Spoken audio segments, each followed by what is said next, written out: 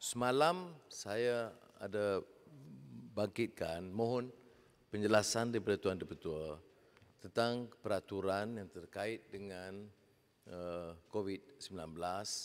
Apakah keputusan ini arahan dari Ketua Pengarah Kementerian Kesihatan? Apakah buktinya? Keduanya, apakah dengan arahan ini semua peraturan yang kita kenakan, umpamanya sekatan 80 orang, penangguhan sidang yang dulunya tak boleh kalau lepas jam 2 itu rosak semua dah. Dan kemudian ada yang pakai PPE duduk di atas dan tidak ditetapkan oleh Tuan Dipertua bahawa kerusi itu termasuk dalam kerusi orang yang boleh mengundi dalam proses pemilihan. Jadi saya minta penjelasan itu yang dari semalam dan mohon Yang Dipertua mengambil kesempatan ini menjelaskan supaya jelas kepada ahli-ahli yang berhormat tentang kedudukan mutakhir soal peraturan. Terima kasih. Terima kasih Yang Berhormat Port Dickson.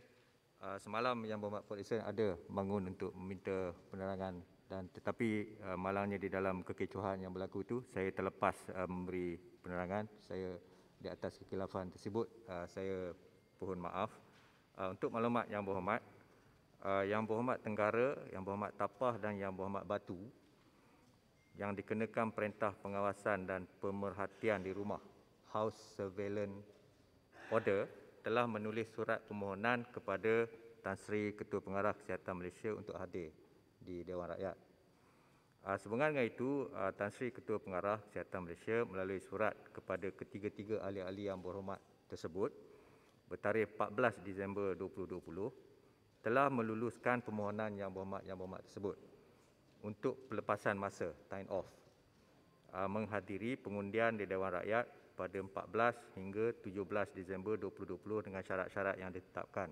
Kebenaran ini diberi secara bertulis. Saya ada salinan, kalau anda lihat boleh saya beri nanti. Yang Berhormat Bagan juga menanyakan tentang isu tempat duduk seperti mana yang dibangkitkan oleh Yang Berhormat Ketua Pembangkang tadi. Dengan itu saya menetapkan tempat duduk mereka ialah di Galeri Awam, di mana peruntukan di bawah menurut peruntukan di bawah Peraturan Mesyuarat 2/2. Maka mereka bolehlah mengundi dari tempat tersebut. Yang Berhormat Lembah Pantai menanyakan saya tentang soal pengenalan diri. Mengenai perkara ini, kehadiran ahli-ahli Yang Berhormat ini ke Parlimen akan dicatat oleh Bentara dan Bentara yang sama akan mengiringi mereka ke Galeri Awam Dewan Rakyat semasa pengiraan undi akan dijalankan. Pengenalan diri akan disemak oleh Bentara yang berkenaan semasa kehadiran dicatatkan dan juga semasa ahli-ahli Yang Berhormat tersebut bergerak menuju ke Dewan untuk mengundi. Ya. Untuk maklumat semua ahli Yang Berhormat juga, saya difahamkan bahawa pengecualian ini bukanlah sesuatu yang baru sebenarnya. Sebaliknya sebelum ini pengecualian yang sama juga telah turut diberikan kepada pasien under surveillance PUS untuk menghadiri upacara pengkebumian dan melawat pesakit di hospital bagi kes-kes kecemasan juga. Dalam pada itu, saya membenarkan pemakaian PPE, Personal Protective Equipment, PPE, oleh ahli-ahli Yang Berhormat tersebut dalam Dewan Rakyat selaras dengan Peraturan Mesyuarat 41/F dan juga dengan mengambil kira situasi kesihatan dan keselamatan semua.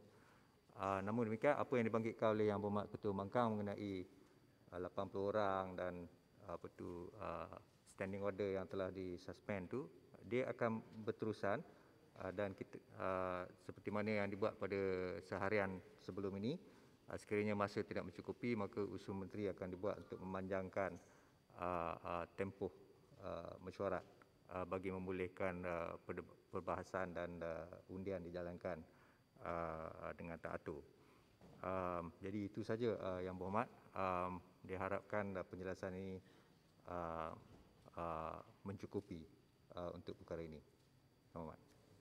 Terima kasih Tuan Dipertua. Semalam saya bersama dengan Yang Berhormat Ketua Pembangkang telah berbincang dengan Tuan Speaker tentang perkara ini. Saya hanya nak dapat sedikit penjelasan, iaitu bahawa ini hanya untuk pengundian saja.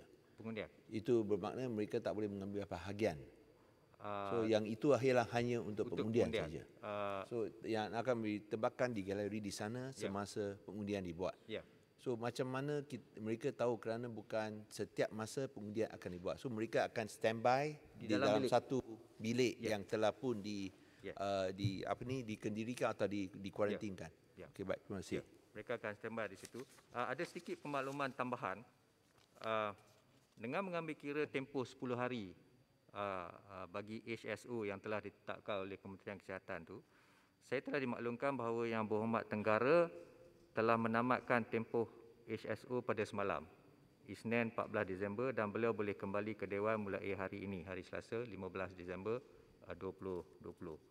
Seterusnya, bagi Yang Berhormat Batu, hari terakhir menjalani HSO adalah pada hari ini, Selasa 2020. Ini bermakna Yang Berhormat Batu boleh kembali ke Dewan mulai pada hari esok, Rabu 16 Disember 2020. Akhirnya, bagi Yang Berhormat Tapah pula, hari terakhir Yang Berhormat Tapah menjalani HSO adalah sehingga Khamis 17 Disember 2020. Itu adalah maklumat tambahan yang saya dapat pada pagi ini.